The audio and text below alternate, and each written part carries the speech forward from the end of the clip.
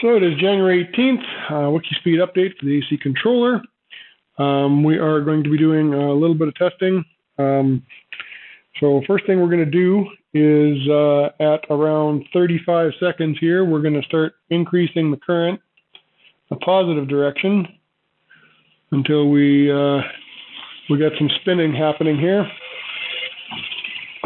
Over here, we've got 121.8 volts, 121.7. So we are using current. And we're up to 3,000 RPM. So now we're going to go backwards.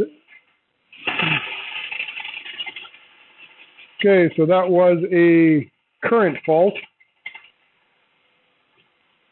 So we should have seen the current go positive into the battery pack, but not for very long. Hopefully the video caught it.